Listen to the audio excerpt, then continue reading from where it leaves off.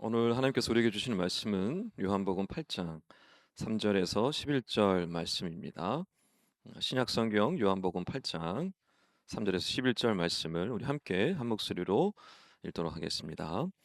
서기관들과 바리새인들이 음행 중에 잡힌 여자를 끌고 와서 가운데 세우고 예수께 말하되 선생이여 이 여자가 간음하다가 현장에서 잡혔나이다. 모세는 율법에 이러한 여자를 돌로 치라 명하셨거니와 선생은 어떻게 말하겠나이까? 그들이 이렇게 말하면 고발할 조건을 얻고자 하여 예수를 시험함이로라. 예수께서 몸을 굽히사 손가락으로 땅에 쓰시니 그들이 묻기를 맞이 아니하는지라. 이에 일어나 이르시되 너희 중에 죄 없는 자가 먼저 돌로 치라 하시고 다시 몸을 굽혀 손가락으로 땅에 쓰시니 그들이 이 말씀을 듣고 양심의 가책을 느껴 어른으로 시작하여 젊은이까지 하나씩 하나씩 나가고 오직 예수와 그 가운데 섰는 여자만 남았더라. 예수께서 일어나서 여자 외에 아무도 없는 것을 보시고 이르시되 여자여 너를 고발하던 그들이 어디 있느냐 너를 정죄한 자가 없느냐 대답하되 주여 없나이다. 예수께서 이르시되 나도 너를 정죄하지 아니하노니 가서 다시는 죄를 범하지 말라 하시니라. 아멘. 할렐루야. 귀하고 복된 주일 주의 전에 나오신 여러분 환영 축복합니다. 서로 인사하겠습니다. 새해 복 많이 받으세요. 예, 새해 복 많이 받으시기 바랍니다. 1년에 두 번씩 새해 복 많이 받으세요 하고 있습니다. 예, 명절인데요. 지방에 가신 분들도 많이 있고 또 주변 우리 부모님 댁에 가신 분들도 많이 있는데 잘 다녀오시길 바라고 또 근처에 있는 분들도 좋은 시간 보내셨으면 좋겠습니다. 명절 또 기간 아프지 않으셨으면 좋겠고 또 서로를 위해서 기도하고 중보하는 그런 시간이 되었으면 좋겠습니다. SNS를 하시는 분들은 아마 들어보셨을 텐데요. 캔슬 컬처라는 말이 있습니다. 이거 뭐냐면 나와 생각이 다른 사람 그 계정 있죠. 그래서 플로우 하던 것을 취소하는 겁니다. 그래서 나와 다른 생각을 가지고 있는 사람들, 특별히 잘못된 생각을 가지고 있는 사람들과 끊어버리는 거다. 캔슬, 너는 캔슬이야, 이제 끝이야, 이렇게 하는 것이죠. 근데 이런 모습들이 우리 사회 속에 많이 나타납니다. 어떤 사람이 잘못을 하게 된 것이 드러났을 때 댓글창에 보면 순식간에 수천 개의 비난의 댓글이 올라가게 되죠. 이 한 사람을 낙인 찍고 사회적으로 매장시키는 일은 지금 이 시대에 너무나 쉬운 일이 되어 버렸습니다. 그렇다면 비난하는 입장이 아니라 비난받는 입장은 어떨까요? 내가 잘못을 했든 잘못을 하지 않았든 누군가로부터 정죄를 당한다라는 것은 굉장히 참기 힘든 일입니다. 자, 그래서 여러분 잘 아시겠지만 많은 연예인들이 또 정치인들도 포함되어 있죠. 비난의 댓글을 보다가 감정에 치우쳐서 스스로 목숨을 끊는 일들도 일어나고 그 비난의 댓글 때문에 평생 정신적으로 고통을 당하며 살아가는 모습들을 우리는 쉽게 볼 수가 있습니다. 이처럼 남을 판단하고 정죄하는 이런 문화는요, 한 개인의 삶을 무너뜨릴 뿐만 아니라 그의 가정을 무너뜨리기도 하고 더 나아가서 사회에 큰 어려움을 주기도 한다라는 사실을 여러분 우리는 똑똑히 볼 수 있어야 합니다. 이러한 정죄, 이러한 비난, 비판 가장 자주 일어나는 곳이 어딜까요? 아이러니하게도 교회입니다. 스스로 믿음이 좋다라고 여기는 사람들 가운데 대부분 많은 사람들이 상대적으로 믿음이 좋지 않아 보이는 지체를 향해서 쉽게 정죄합니다.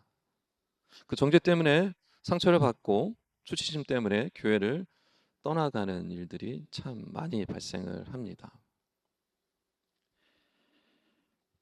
여기 중에도 아마 그런 분들이 있을 걸로 압니다. 누군가의 정죄 때문에 상처받고 누군가의 비판과 그 비난 때문에 마음의 아픔을 간직하고 있는 분들이 이 자리에 있을 줄로 압니다. 그런 감정들은 쉽게 회복되지 않습니다. 또 잘 사라지지도 않습니다. 자, 그렇다면 질문입니다. 지금 이런 비난과 정죄가 넘치는 사회, 이런 문화 속에서 우리 그리스도인은 어떻게 살아야 할까요? 오늘 말씀 본문을 보면 마치 우리 주변에서 일어나고 있는 것과 같은 이야기가 펼쳐지고 있습니다. 한 여인이 간음하는 현장에서 잡혀왔습니다. 종교 지도자들이 그 여인을 예수님 앞으로 끌고 와서 예수님께 묻습니다. 어떻게 해야 합니까? 사실은 묻기 위함이 아니라 예수님을 함정에 빠뜨려서 잡아 가두기 위함이었죠. 만약에 이 여인을 돌로 치라, 율법대로 돌로 치라라고 명령하시면 사람들은 더 이상 예수님을 따르지 않게 될 것이고, 반대로 예수님께서 돌로 치지 말라라고 얘기하면 율법을 어기는 것이기 때문에 이 종교 지도자들이 예수님을 옥에 가두는 좋은 빌미가 될 수밖에 없습니다. 함정이죠.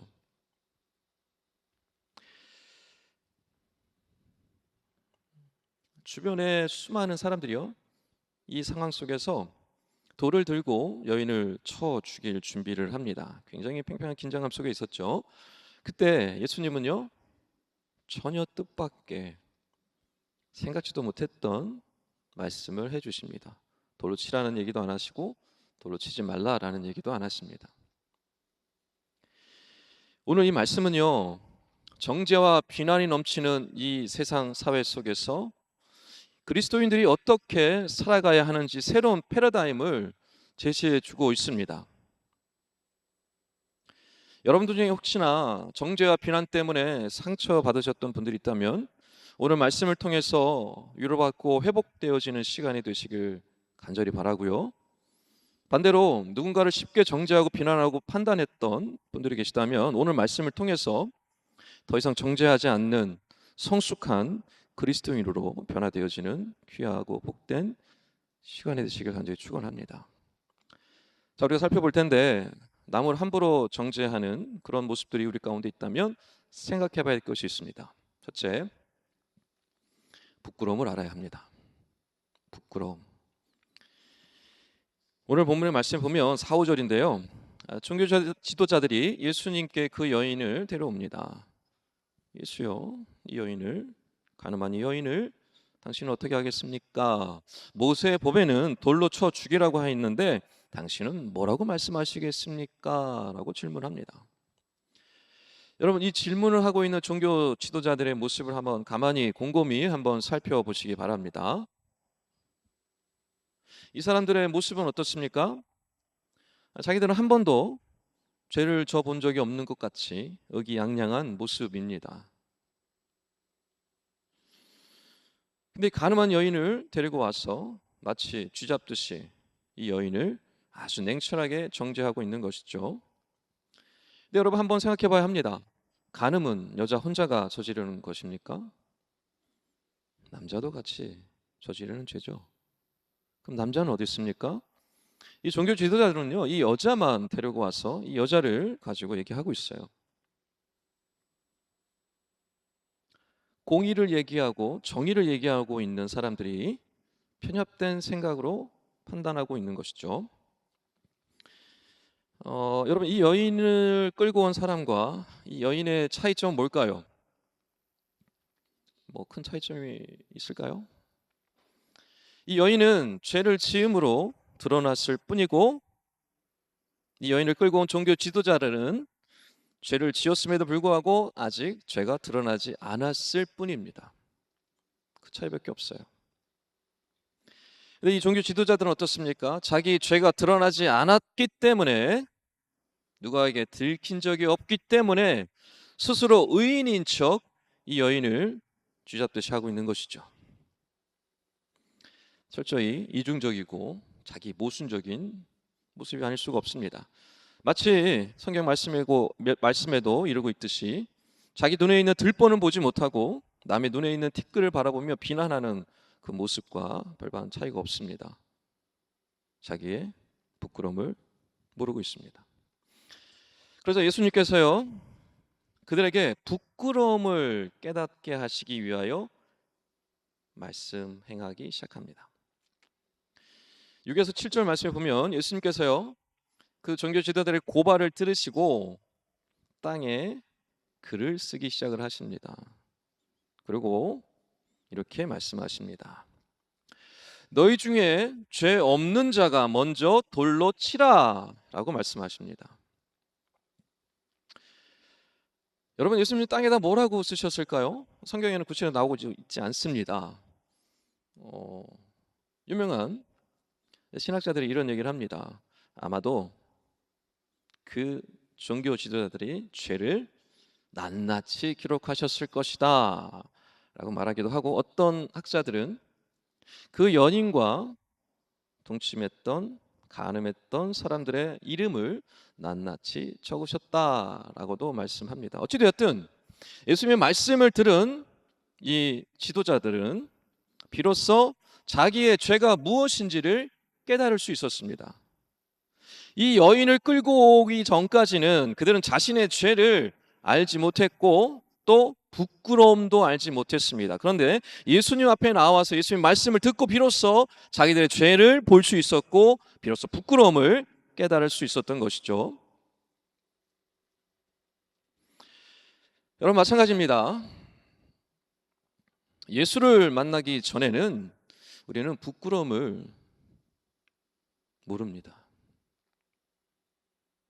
예수를 만나기 전에 내가 얼마나 죄인인지, 내 안에 얼마나 죄가 가득한지, 내가 얼마나 못된 인간인지를 알지 못합니다. 오직 예수를 만나야지만이 내 안에 있는 그 죄와 마주하게 되고 비로소 내가 얼마나 부끄러운 존재인지를 깨달을 수 있습니다.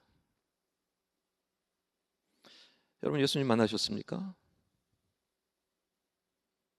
여러분, 부끄러움이 있으십니까? 그게 자연스러운 겁니다. 예수를 만나면 부끄러울 줄 알아야 합니다. 예수를 만나면 내가 얼마나 허물이 많은 부족한 죄인인지를 바로 알게 됩니다.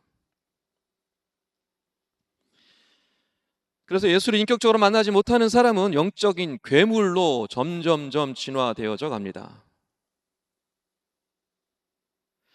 옛날에 밀양이라는 영화가 있습니다. 아마 보신 분도 있을 텐데요. 밀양이라는 영화에 보면 여자 주인공이 자기 아들을 유괴해서 잡아 죽인 그 범인을, 형무소에 갇힌 이 범인을 용서하러 갑니다. 그 범인을 만나서 용서하려고 갔는데 이 범인을 만나자마자 범인이 먼저 이렇게 얘기합니다. 하나님께서 나의 죄를 다 용서해 주셨습니다. 너무나 당당하게, 너무나 뻔뻔하게, 너무나 부끄러울 줄 모르는 모습으로 용서받았다라고 기쁨의 모습으로 이 여인을 맞이합니다. 이 모습을 보고 이 여인이요 기가 막혀서 절규합니다. 나는 용서하지 못했는데, 나는 용서할 수 없는데.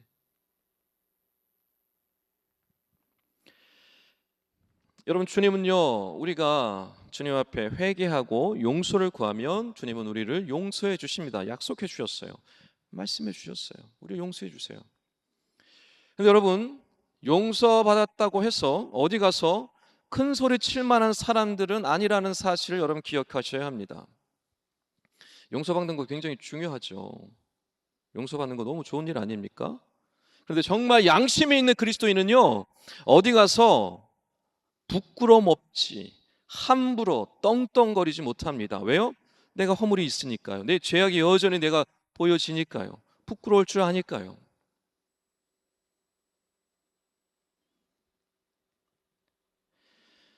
비록 우리는 용서받았지만 부끄러워할 줄 알아야 합니다. 그래야 남을 함부로 판단하지 않을 수 있습니다. 내가 스스로 부끄러움을 느끼지 못할 때 우리는 누구든지 함부로 정죄할 수 있습니다. 함부로 판단할 수 있습니다. 그러나 부끄러움을 느낄 때, 주님 앞에서 내가 얼마나 연약한 죄인인지를 깨달을 때, 부끄러워할 줄 알을 때 우리는 함부로 정죄하지 않을 수 있습니다. 자, 두 번째인데요, 부끄러워할 줄 아는 사람은요, 상대방의 누군가의 부끄러움을 덮어줄 수 있어야 합니다. 예수님께서요, 너희 중에 죄 없는 자가 먼저 돌로 치라 라고 말씀하시고 난 다음에 이 이야기를 들었던 주변의 사람들이요, 하나 둘씩 사라지기 시작을 합니다. 결국에 모두 다 사라지게 됩니다. 예수님과 이 여인만 남게 되죠. 무엇을 뜻합니까? 이제 드디어 자기의 죄를 깨달은 거예요. 드러나지 않았지만 자신이 죄를 지은 것을 인정하고 스스로 부끄러워할 줄 알게 된 것입니다. 예수님은 이 여인에게 묻습니다. 너를 정죄하는 자들이 어디 있느냐? 죄요 없나이다. 그러자 예수님께서요 11절에 아주 중요한 말씀을 하십니다. 나도 너를 정죄하지 아니하노라. 여러분, 너무나 중요한 말씀이고 너무나 귀한 말씀입니다. 여러분, 이 말씀 여러분 가슴에 깊이 새기셨으면 좋겠습니다. 나도 너를 정죄하지 아니하노라. 여러분, 우리가 왜 서로의 이 허물, 부끄러운 모습들을 덮어줘야 할까요? 나도 허물이 많은 사람이기 때문에 그렇죠.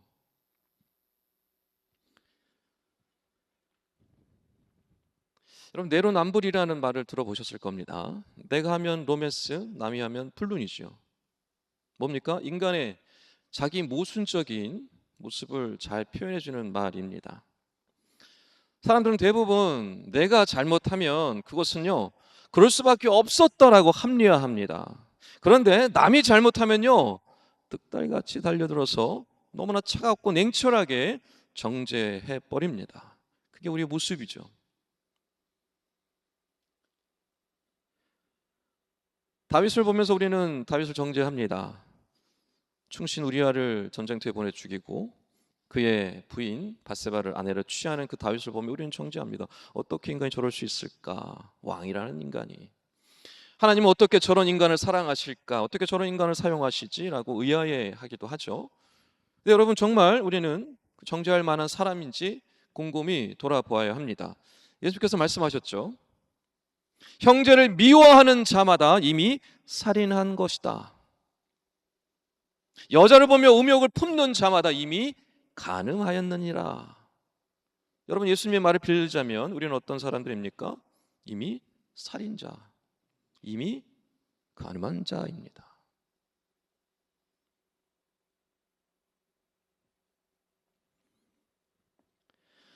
여러분, 그러므로 우리는요 서로의 허물을 덮어줄 수 있어야 합니다. 그렇다고 죄를 수용하라는 것이 결코 아닙니다. 죄를 짓는 것을 무조건 받아들이라는 뜻이 아닙니다. 죄를 바라볼 줄 알아야 합니다. 그러나 그 죄는 미워하되 그 죄를 지은 그 영혼은 불쌍히 여기다, 그런 말씀인 것입니다. 여러분, 오늘 말씀을 기억하십시오. 나도 너를 정죄하지 아니하노니. 예수님은 이 여인을 정죄하지 않았어요. 그 여인을 정죄할 사람 아무도 없어요. 예수님 우리에게 나도 너를 정죄하지 않는다라고 말씀하셨어요. 그럼 여러분, 우리는 어떻게 합니까?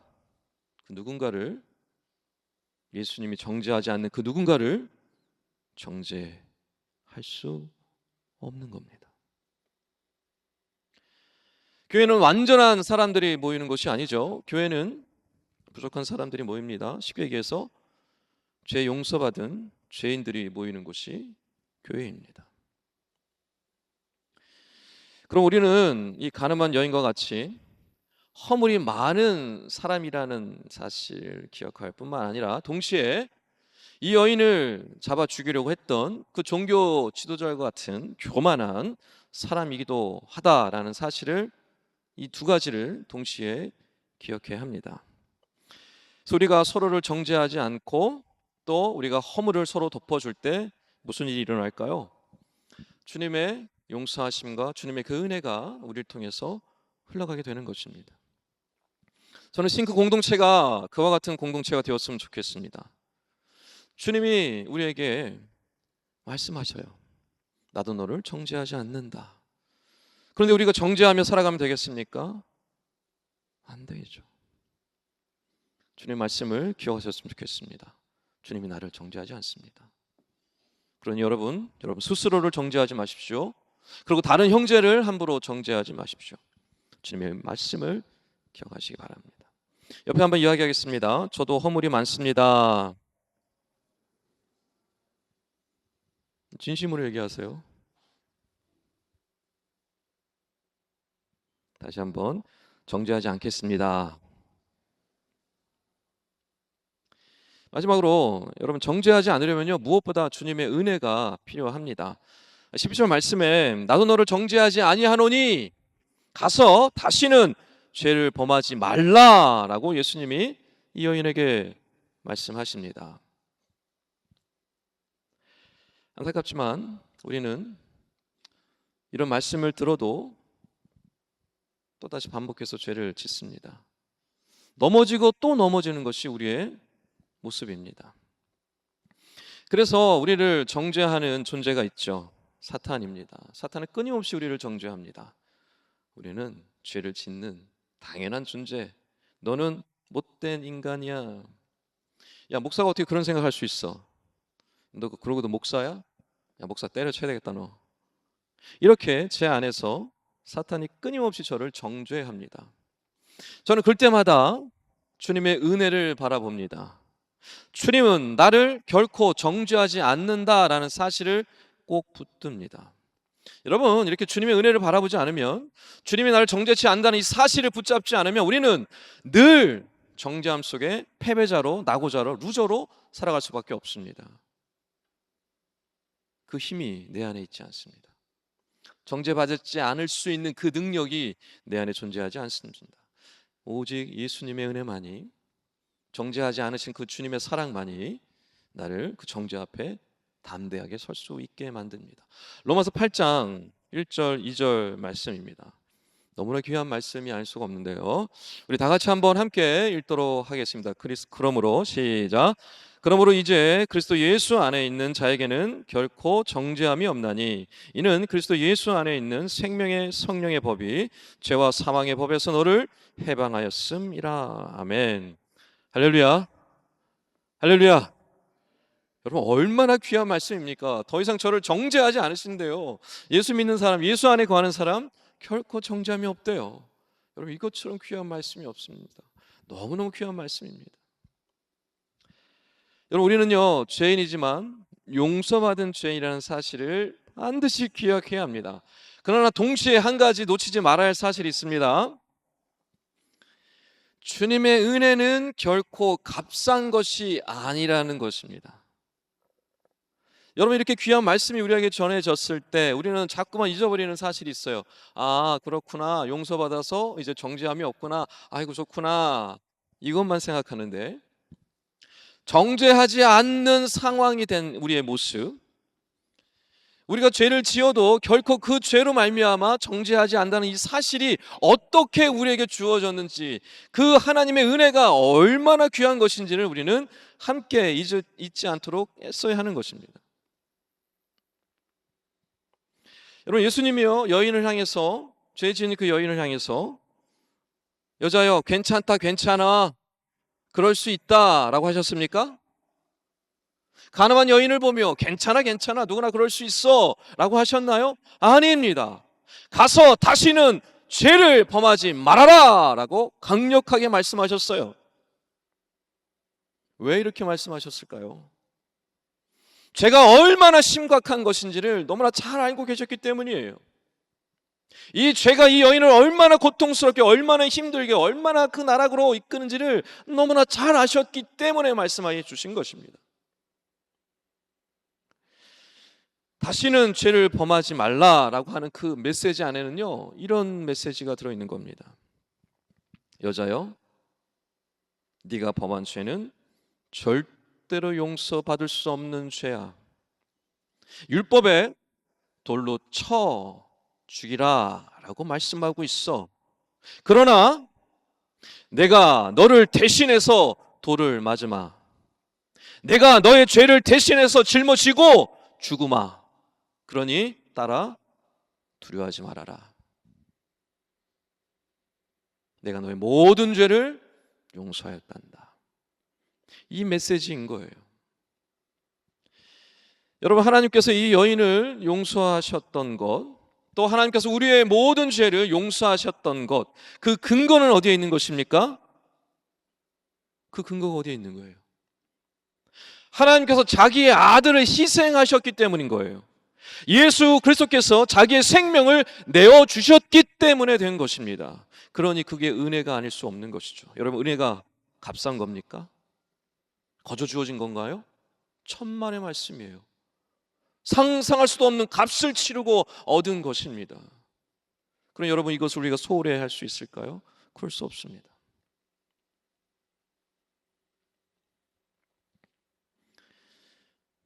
그래서 누군가를 정죄하지 않고 허물을 덮어주는 것, 우리의 능력으로 불가능합니다. 오직 나의 허물을 덮어주시고 나의 죄를 용서하시는, 자기의 생명을 바쳐 대신 그 죄를 짊어지신 그 예수님의 사랑과 그 하나님의 은혜가 임하여야지만이 비로소 내가 누군가를 정죄하지 않을 수 있고 그의 허물을 덮어줄 수 있는 것입니다. 여러분, 그 임재를 경험하고 계십니까? 그 하나님의 놀라운 그 사랑과 그 은혜를 바라보고 계신가요? 그 은혜를, 그 임재를 경험하셨다면 형제의 많은 잘못 티끌을, 그의 허물을 덮어줄 수 있을 것입니다. 그런 넉넉한 은혜를 누리시고 나가시는 우리 친구 청년들 다 되시기를 주님의 이름으로 축원합니다. 말씀을 정리하겠습니다. 교회 안에서나 또 학교 생활하면서 또 직장 생활하면서 정죄하고 싶을 때가 있습니다. 일하는 것이 마음에 들지 않을 때, 옆에 지체들이 마음에 들지 않을 때 정죄하고 싶을 때가 있습니다. 여러분, 권명과 충고 다른 겁니다. 정죄와 비난은 권명과 충고랑 완전히 다른 거예요. 이거 분별은 하실 수 있으시겠죠? 정죄와 비난은 충고와 권면 없이 직접적으로 판단하는 겁니다. 여러분, 정죄와 비난이 넘치게 될 때 공동체는 어떻게 될까요? 어려움이 생깁니다. 여러분, 이때 우리는 생각해 볼 수 있어야 합니다. 누군가를 정죄하고 비난해 본 분들은 아마 아실 거예요. 그 사람이 바뀌던가요? 여러분의 정죄와 판단과 비난을 받은 사람들이 막 바뀌고 변화되고 여러분의 뜻대로 막 새롭게 되어지던가요? 그런 일은 일어나지 않습니다. 왜요? 우리는 죄인이어서요, 정죄와 비난을 받으면요 삐뚤어집니다. 반대로 나갑니다. 튕겨져 나갑니다. 변화할 생각을 하지 않습니다. 더더욱 못된 짓을 하게 되어 있습니다. 우리의 본성이에요. 그럼 어떻게 될까요? 오직 주님의 은혜로만 우리는 변화됩니다. 오직 주님의 사랑으로만 우리는 바뀌어져요. 정죄는 누군가를 죽임을 통해서 그를 변화시키려고 하는 것이지만, 은혜는 무엇입니까? 누군가를 살림을 통해서 그가 죄를 이기도록 하는 것입니다. 여러분, 정죄와 은혜는 완전히 다릅니다. 여러분, 내가 지금까지 정죄하며 비난하며 누군가를 변화시키려고 했던 분들이 있다면요, 멈추셔야 합니다. 결코 바뀌지 않고 변화되지 않습니다. 오직 주님의 은혜만이, 주님의 사랑만이 그 영혼을 변화시키고 살릴 수 있기 때문에 그렇습니다. 여러분, 오늘 세 가지 말씀을 나눴습니다. 우리는 부끄러워할 줄 아는 그리스도인이 되어야 합니다. 어디 가서 의인인 척 떵떵거리며 살만한 사람들이 아닙니다. 부끄러워할 줄 알아야 합니다. 그 부끄러워할 줄 알 때 우리는요, 누군가의 허물을 정죄하는 대신에 덮어줄 수 있게 됩니다. 덮어줄 수 있어야 합니다. 그 일을 위하여 오늘 어떻게 해야 합니까? 날마다 주님의 은혜를 바라보고 날마다 주님의 은혜를 구할 수 있어야 합니다. 여러분의 손을 한번 바라보세요. 여러분의 손 들어보세요. 바라보세요. 여러분의 손. 어떤 돌이 들려져 있습니까? 비난의 돌입니까? 정죄의 돌입니까? 판단의 돌입니까? 복수의 돌멩이입니까? 다 내려놓으십시오. 이제 손 내려놓으세요. 이제 손 내려놓으세요. 그 돌을 던져 버려야지만이 여러분이 살 수 있습니다. 그 돌을 던져 버려야지만이 여러분이 자유할 수 있습니다. 그 돌을 붙들고 살아갈 때 여러분 결코 자유할 수 없습니다. 여러분 삶이 평탄하지 않습니다. 돌을 내려놓으십시오. 그럴 때 주님의 은혜가 임하게 될 것이고, 그리할 때 형제 자매들이 더 이상 정죄의 대상이 아니라 사랑의 대상으로, 용서의 대상으로 보이기 시작할 겁니다. 오늘 주님께서 우리 각자에게 주신 말씀, 세 가지 말씀을 기억하십시오. 너희 중에 죄 없는 자가 먼저 돌로 치라. 나도 너를 정죄하지 아니하노라. 가서 다시는 범죄하지 말라. 이 말씀 나에게 주시는 말씀으로 받으시고 한 주간 그 주님의 은혜를 누리실 뿐만 아니라 그 주님의 은혜를 흘려보내시며 나가시는 우리 싱크 청년들 모든 성도님들 다 되시기를 주님의 이름으로 축원합니다.